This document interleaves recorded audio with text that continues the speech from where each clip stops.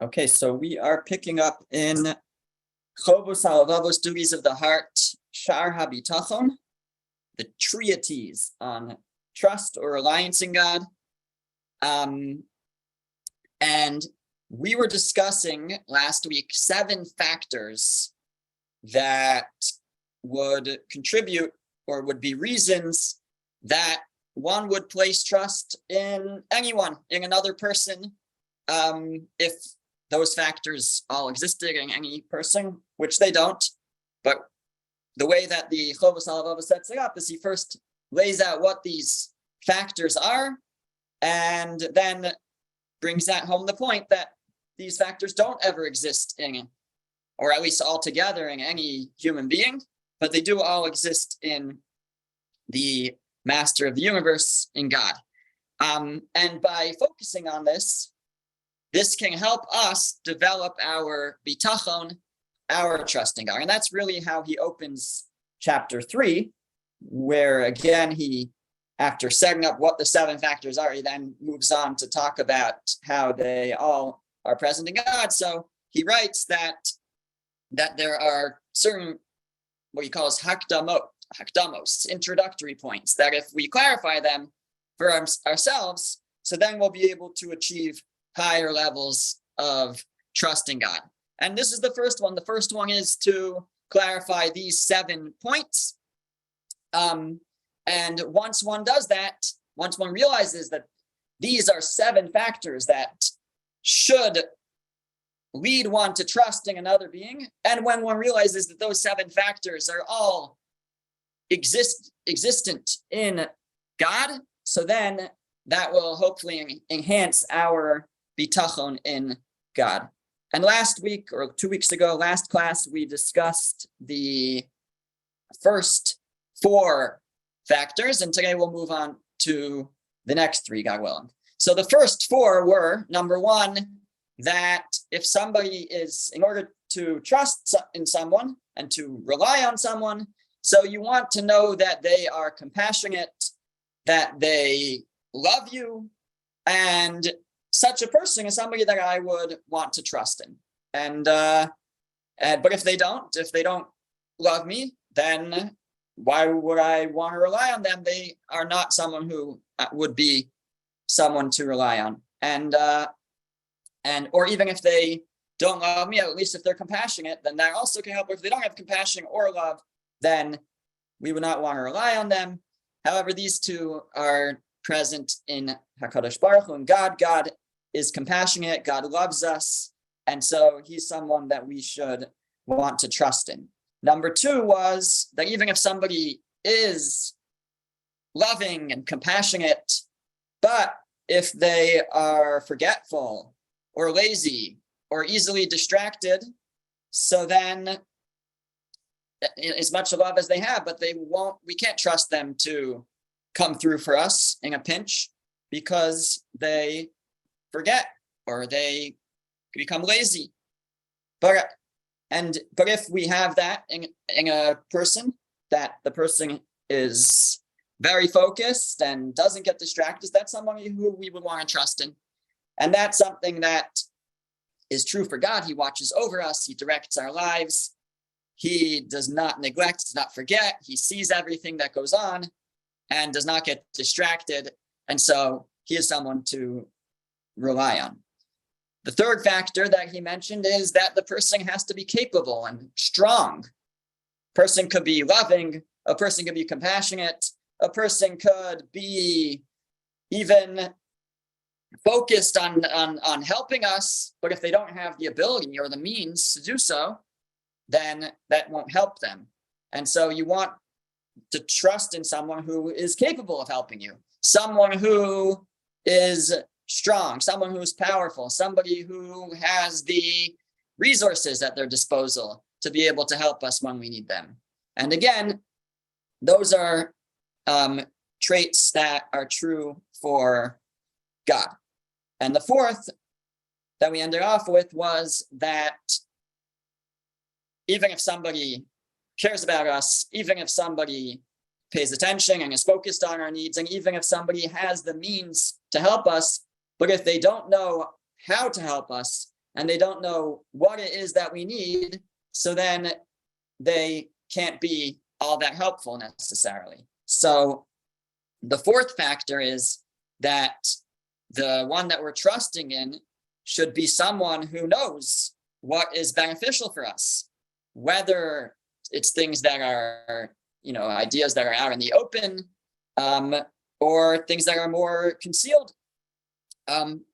And for God, none of this is hidden from him. God created us. God knows what makes us tick. God knows the past, present, and future. God knows what it is that we need. And so he's the best one to rely on because of that. So he meets all four of these first four factors that are reasons that we would want to trust in another. Okay, so that's review. And now we come to number 5. Number 5, I have to admit, it's a little bit ambiguous. It's not so clear exactly what his intent was, but we'll try to figure it out. So if you have the source sheet, it's the first thing on the page. So the 5th factor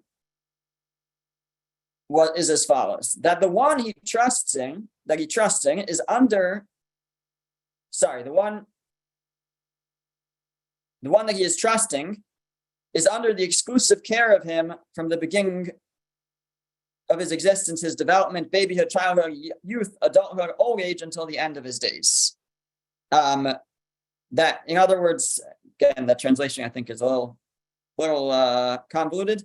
That the one we would prefer a factor that would contribute or be a reason to trust in someone is if we are under the exclusive care of that individual from the beginning of our existence, through our development as a fetus, through our birth as a baby, through our growth as a child, youth, adulthood, old age, until the end of his days.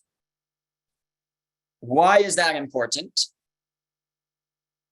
Now, it sounds almost like he's saying that we're entirely in the hands of God and not in anybody else's hands. But that's not what he's saying, because that's going to be the next one on the list, number 6. What he's saying is that even if right now we are in the hands of someone who has all of these factors, but if last week or last month or last year we weren't, so then we might say, somewhat the damage is done already, or there's only so much that this person that we're trusting in can do, because things have already gone awry from previously we were not in that person's care. So Rabbi Victor Miller gives an example of a physician. So you can have a couple, they conceive, and there are certain needs for during the pregnancy. So if they are under the care of a capable physician who makes the right decisions during the pregnancy to ensure the good health of the baby, then great, right? And if after the baby's born they have a good physician to take care, then that's wonderful. But if during the pregnancy they were not under the care of a good physician, if that physician didn't know what he or she was doing, and something that could have been fixed or could have been improved was not, so then after the baby's born, as competent as a doctor that they find to help with the baby's needs, but it's too late because they weren't under the care of a competent doctor during the pregnancy. And the same thing, you could take that analogy and apply it to any stage of life. Any stage of life, we're under someone's care who doesn't can't care for us properly, so that will impact us in the future. And if and as much as whoever we're under the care of now, even if they are wonderful and capable and loving and compassionate and have all the factors that we mentioned up till now, the first 4, But if they don't have number 5, if they were not the one caring for us up until now, so then they are limited in scope of how much they can help us. So the 5th factor he's saying is to enhance our trust is to be not to trust in not only someone who has all these factors, but that person is someone who we've been under their care for every moment of our existence. And if that factor is met, so that's someone that we would want to place our trust in. And once again, that is something that's not true for any human being. There's no human being that we were under their care for every moment of our existence, including as a fetus. Parents may become close, but not quite. And of course, they don't always meet all the other factors. So this is factor number 5 is that we're under fact, and reason number 5 that we want to place our trust in God and rely on God is that we are under his care for the entirety of our existence. And that just enhances our ability to trust in him. God was with us when we were just an embryo. God was with us in the delivery room when we were a baby, etc., all the way until this moment. And he continues still in that first source, number 5, when all this is clear to the truster, he is obligated to be at peace on his friend and to rely on him.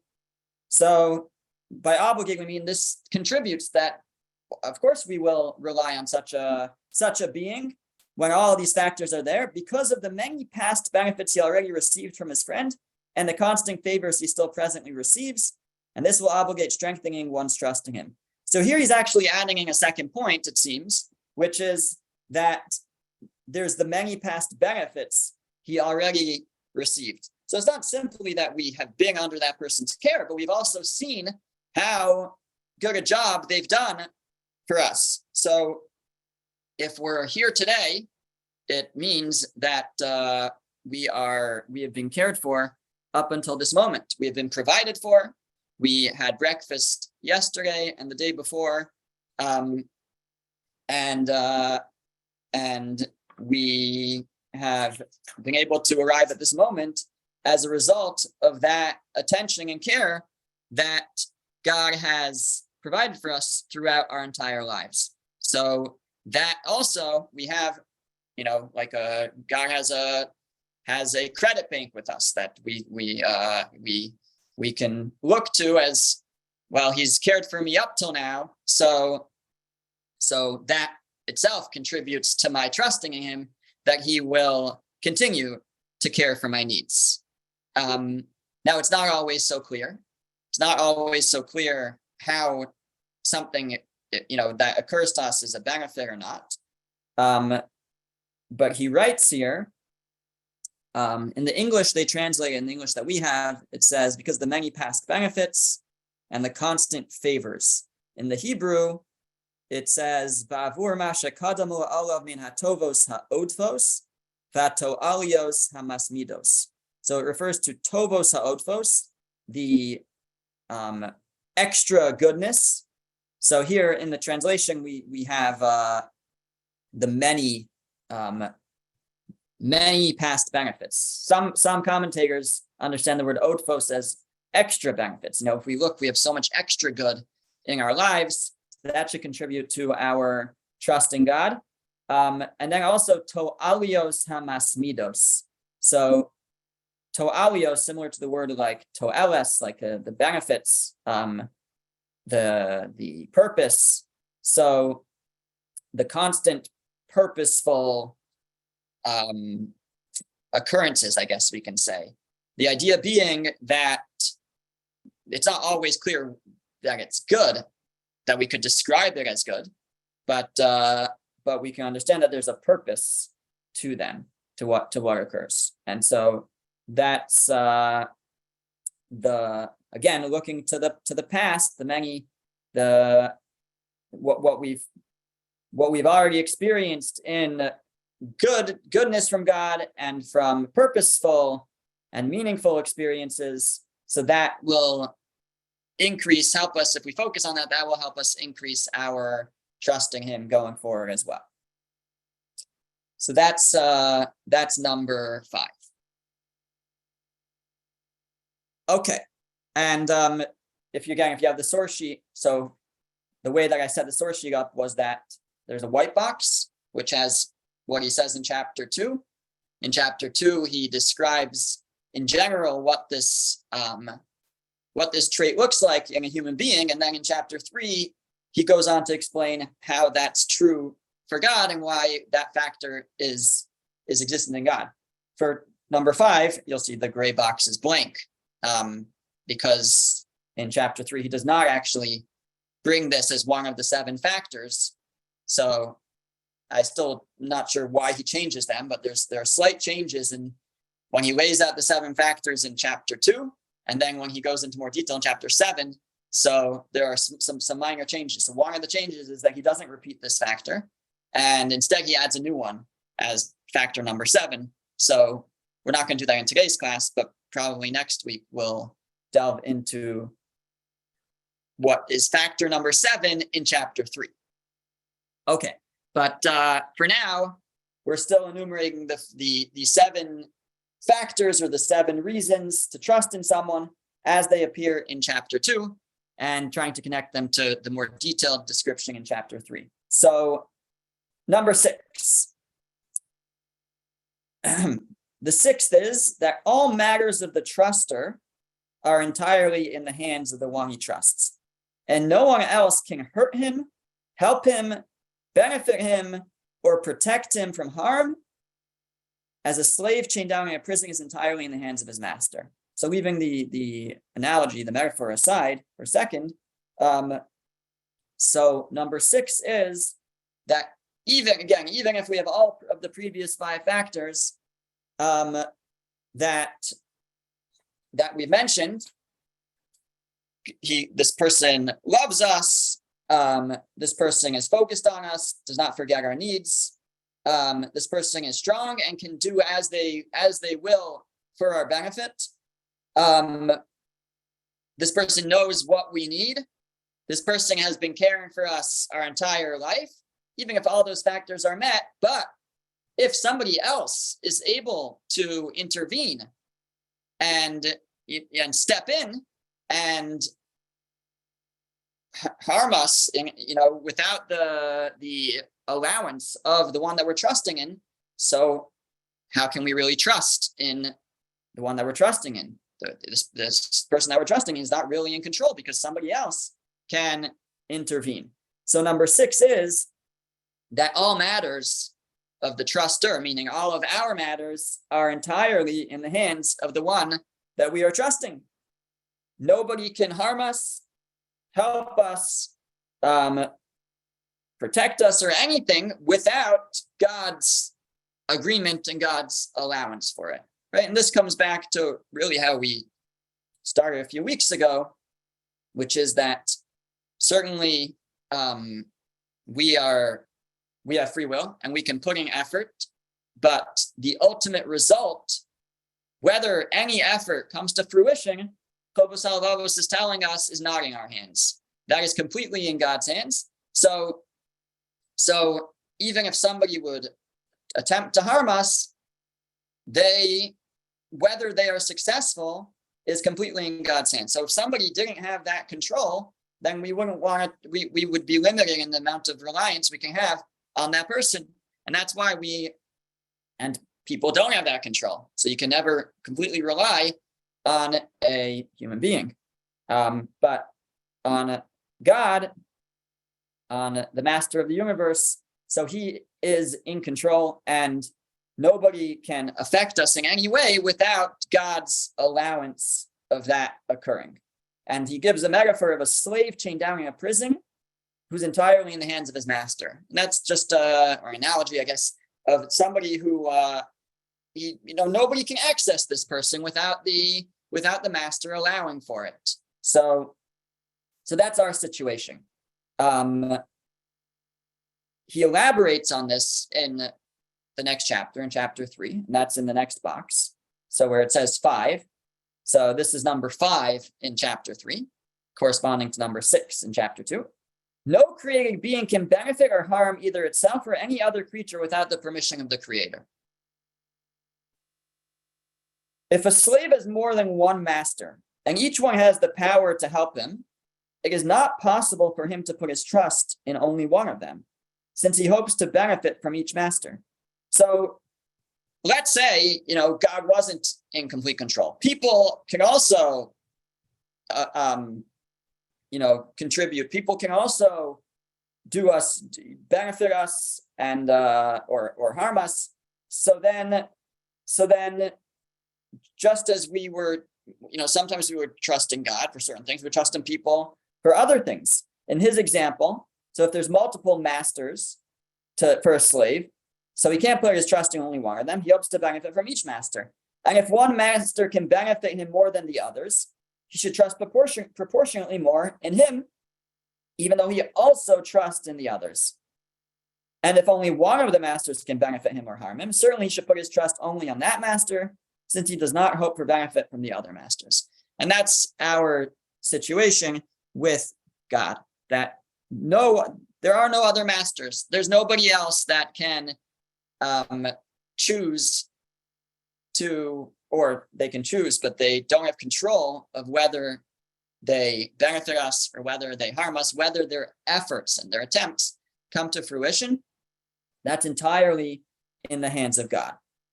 So he closes off the paragraph. Similarly, when a human being will realize that no created being can benefit him or harm him without the permission of the Creator, he will stop being afraid of them or of hoping for anything from them. And he will place his trust in the Creator alone, as is written, "Put not your trust in princes, nor in mortal man who has no help." Right? We say this as part of the morning Psuke de Zimra, Psalms, Al tivtechu v'ndivim u'b'ben adam she'en lo teshua. Do not put your trust in princes, nor in mortal man who has no help. Put your trust in God. Ultimately, and we're just really coming back to the same point from the earlier class, that ultimately the only one on whom we rely, the only one who decides whether any efforts come to fruition is God, is the Creator. Now, there seem to be those who disagree with this point being made here by the Chovos HaLevavos. If you turn over to the second side of the source sheet, for those who have, if you don't, it's okay, you can just listen in. So, back in the book of Bereshis, in Parshas Vayeshev, so we already previously have talked about Joseph and his great levels of bitachon, of reliance on God, and how we talked about how he slipped up when he was imprisoned in Egypt. But now we're actually going to rewind a little bit more back in time to when his brothers are angry with him and decide to throw him in a pit. So there in chapter 37, in verse 20, so the brothers have gone out to shepherd their sheep, and Yaakov sends his son Yosef to check on them, and Yosef goes, and when the brothers see Yosef approaching, they say in verse 20, "So now let us kill him. We will cast him into one of the pits." And that meaning after we kill him, we'll throw him in a pit, and we will say, "A wild beast devoured him," and we will see what will become of his dreams. So, right, he had dreams that seemed to indicate that they would bow to him. They were not happy with that. So they say, "We'll kill him and we'll see what will become of his dreams." But Reuben heard, and he saved him from their hands. And he said, "Let us not deal him a deadly blow." He said, "Let's not kill him." And Reuben said to them, "Do not shed blood. Cast him into this pit, which is in the desert, but do not lay a hand upon him, in order to save him from their hands, to return him to his father." So Reuben was intending, it seems at least, to save Yosef. And he said, "Don't kill him. Let's throw him in the pit instead." Now this was all the discussion between the brothers before Yosef approached. Now it came to pass when Yosef came to his brothers, they stripped Yosef of his shirt, of the fine woolen coat which was upon him, and they took him and cast him into the pit. Now the pit was empty, there was no water in it. Right? A famous verse, Bar Reik Ein Bo Mayim. The pit was empty, there was no water in it. So Rashi famously comments over there. Rashi says, the pit was empty, there was no water in it. It's on the source sheet. Since it says now the pit was empty, do I not know that there was no water in it? It's redundant. It says it was empty, and then it says there was no water in it. That's redundant. For what purpose did the Torah write there was no water in it? And Rashi answers, quoting the Talmud, to inform us that there was no water in it, but there were snakes and scorpions in it. We're supposed to make an inference. There was no water in it, but there were other things. What was there? There were snakes and scorpions. So many commentaries are bothered. So here we have Reuven trying to save Yosef's life. He says, let's not kill him. Let's throw him in a pit that happens to have snakes and scorpions. Now, I'm sure these snakes and scorpions were not the friendly kind of snakes and scorpions. Otherwise, it wouldn't be significant that they were there. So we're talking about deadly snakes and scorpions. So he's trying to save his life. And instead, he says, let's throw him in a pit that has deadly snakes and scorpions. So what is the purpose of that? So some understand he didn't know that there were snakes and scorpions. It was a deep pit. And that thing, he couldn't see them, and that's how it's to be understood. However, the Or HaChaim, in his commentary, writes something that is quite astounding. It's the last source on the page. He writes, and he saved him from their hands. That should say him. He saved him from their hands. So Reuven saves Yosef from the hands of the brothers, meaning, since a person has free will and can kill someone who is not deserving to be killed, as opposed to wild animals, they will not harm a person unless there is a heavenly decree against them. That is the intent of, and he saved him from their hands, meaning from the hands of those with free will, which would have contradicted the statement, we will see what will become of his dreams, because free will can override that. And if they would kill him, there would be no proof that the dream was false. What is the Or HaChaim saying? Or HaChaim seems to be saying that the brothers said, we'll see what will become of his dreams, right? So they want to know if the dreams are true or not. But Reuven said, wait, if we want to know if the dreams are true or not, then we can't kill him. Because the Or HaChaim says, a person has free will and can kill someone who is not deserving to be killed.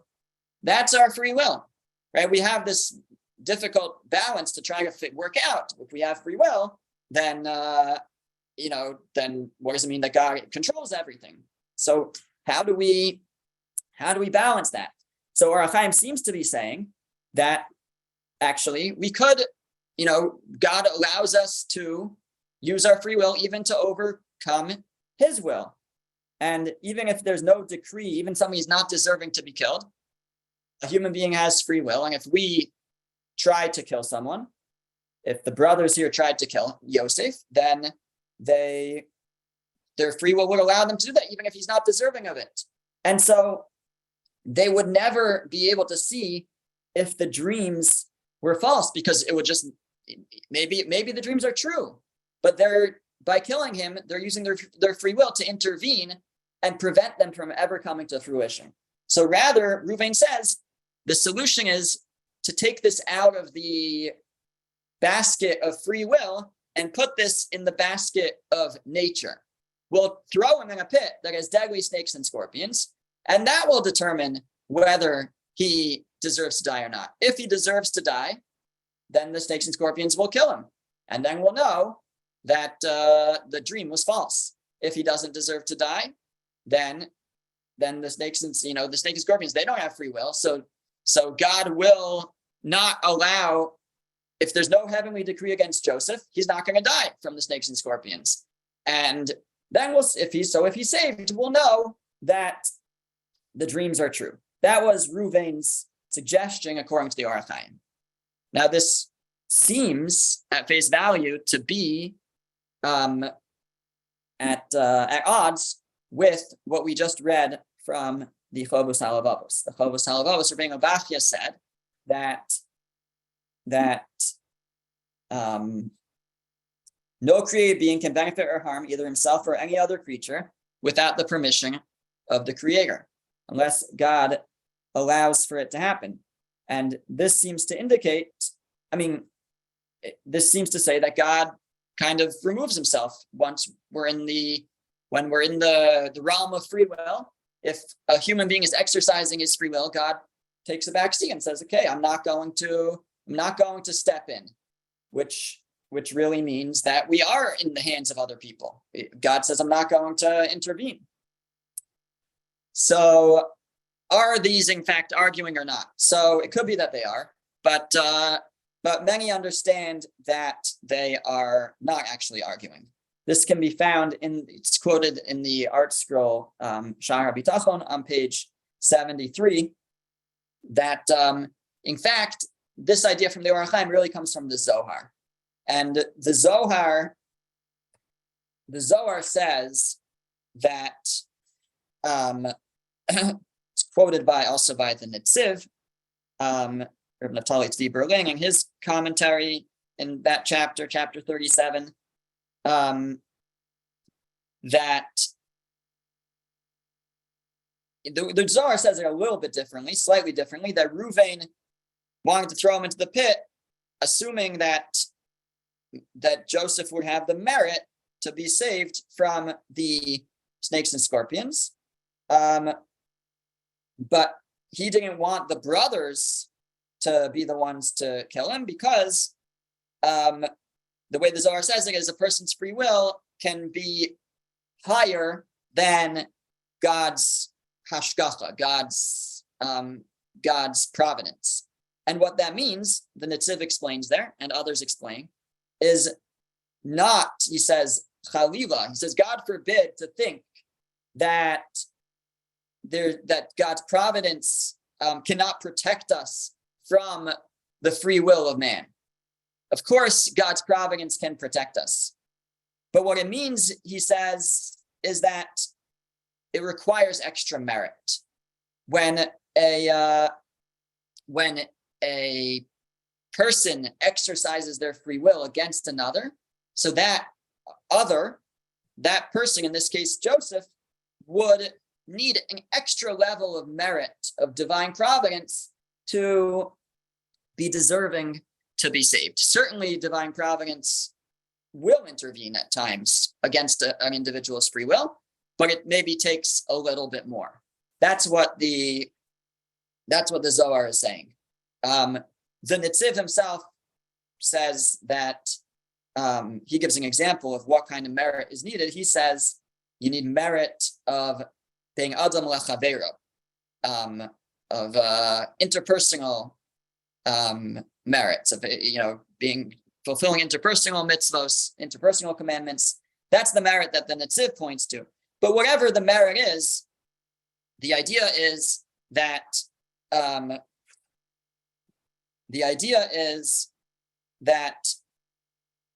person has free will.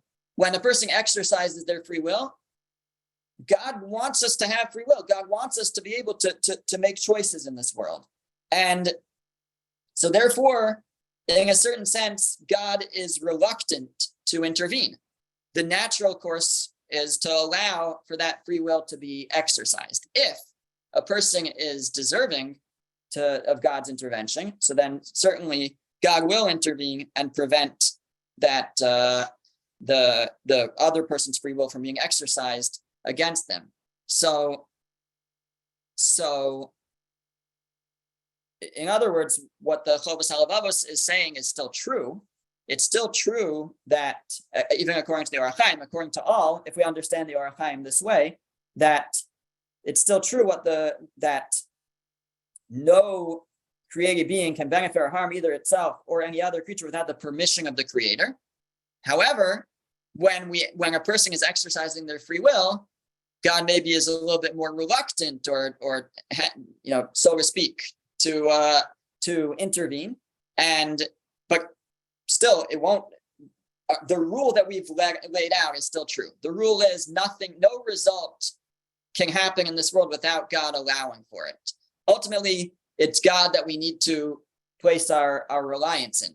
Nobody can harm us without God allowing for it. But when somebody does try to, so then it takes an extra level of merit to be protected from that. And I think this kind of brings us back again to the point we made in an earlier class, which is that's maybe, again, the Netziv gave the example of what kind of merit, the merit of interpersonal, being adam lachavero. That was the merit the Netziv points to. But we actually already mentioned the merit of bitachon, or maybe you don't even call it a merit. The way the Chovos HaLevavos said it back in the introduction, I think this was the first class, is that when maybe the second class, one of the first two classes, when we rely on God, so then we get that special providence. If we rely on people, so then God's providence removes. He says, okay, you're relying on people, so then I'm going to leave you more so in the hands of people. And I think that really comes back to this very point. When a person tries to harm us, so if we, God forbid, if we build up our bitachon and we put our trust in God, so then God is more likely to intervene on our behalf. But if our trust is not in God, our trust is in others, we put our trust completely in, again, we're not saying you shouldn't make efforts and call the police or do things, but where is our ultimate trust? Where is our reliance? If our reliance is on human beings, so God says, okay, let's see how human beings, this person's free will versus this person's free will, this person's effort versus this person's effort. Just let it play out. When we put our reliance in God, so then we merit greater providence from God, and therefore, and that could be the merit that allows for God to intervene in that situation. Fine. So ultimately, though, we have here our factor number 6, reason number 6 that should enhance our bitachon, our reliance in God, and that factor is that all of our matters are entirely in the hands of the one that we trust. All of our matters are ultimately in the hands of God, and nobody can benefit or harm us without God's permission. Excuse me, Rabbi. Go ahead. Does the Bachya, he lived in times where there were a lot of difficult times in the past, attacks and so on and so forth. I don't know if he lived through something like the Holocaust that recently. Right. Did he ever discuss how we're supposed to think about these very evil things? Right. That obviously Hashem didn't stop. Right. The fact is that they happened, and right. The So free will of the terrorists, that their free will wasn't toned down, in spite of the fact that we would assume that there were so many tzaddikim and that lived that should have overridden the decrees. And when you go back to try and put the same question in the times of the Purim times, in terms of Haman and what happened, and he had the free will and it was stopped, so on. Does he ever discuss some of the prior tragedies into this formula, is what I'm getting at? Okay, thank you. So he doesn't get into specifics of specific events, history, etc. He does address the question of why bad things happen. He gives numerous reasons, and we'll get to that eventually. But it's an important question, in general.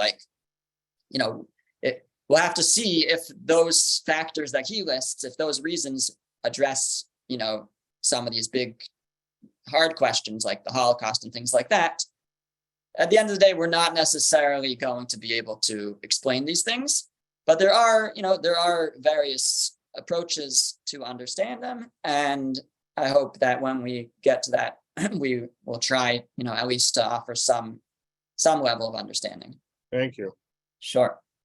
Okay, so just to close out, let's just talk about number 7.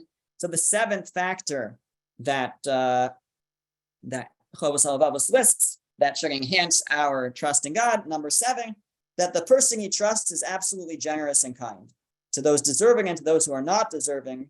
That his generosity and kindness is continuous, never ending, and without interruption. So this sounds very similar to number 1. Number 1 was that the person is compassionate and kind, but here I think what he's adding is that the person is absolutely generous and kind, whether the person is deserving or undeserving, and that generosity is continuous.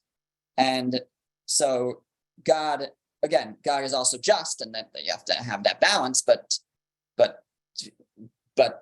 God's kindness is never ending. And whether we're deserving of it or not, God wants to do kindness for us. Sometimes it's appropriate for us to experience justice. But this last factor is the 7th reason to put our trust in God, is that he is kind to those, whether they're deserving or whether they're not deserving. This is going to need, I think, at some point a little bit more exploration, because it's an interesting question. If somebody is totally undeserving of it, somebody, let's say, is the biggest, the most wicked person in the world, they've done countless, sins, the worst that you can name. So does that person have a right even to say, but I trust in God to take care of me? It seems like, if they're not deserving, maybe they also shouldn't trust in God to take care of them. I mean, it depends what you mean by take care of them, right? So that's, I think, a question to explore. But I want to actually just end off with one more thing here, which is how he concludes this section. And that is that he says, whoever combines these traits in addition to all of the previous traits has completed all the conditions that deserve trust. If you have all of these traits, all 7 of these, so that's all the conditions deserving of trust, and would obligate the person who knows this to trusting him. If we know this and we understand this and we develop an understanding, so that will bring us to trusting God, to be at peace internally and externally, right? That's the menuchas hanefesh that we've spoken about. To know that we're in good hands, we're in God's hands, and to give himself up to him and accept his decrees and judge him favorably in all his judgments and actions. And that, I think, is an important line. Judge him favorably. What does judge him favorably mean? So that's like we have the idea of being dan l'kaf zechus, to judge people favorably. We usually talk about it in terms of other people. You see somebody doing something that seems wrong, but that person's a good person. So we have a mitzvah. I mean, it's a mitzvah to judge them favorably. So, b'tzedek tishbot amisecha, you should judge others favorably. So, if a person has a bad track record, that actually might change. But if a person has a good track record, then even if what it looks like is wrong, we should judge them favorably. And Chovos HaLevavos is saying that certainly that should be true for God. Number 1, God has a good track record. And number 2, we have all these factors. He has all the conditions are there to that he's someone that we should rely on and put our trust in. And therefore, if something's, we don't understand something, we don't know why, why did this happen? We have these questions that we all have. So knowing that, though, that all these factors are true in God will lead us down a path of dan l'kaf zechus, of judging him favorably and saying, I don't understand, but I know that God is just and God is good, and there's a purpose for whatever it is that we're struggling with. Okay, we'll hold there.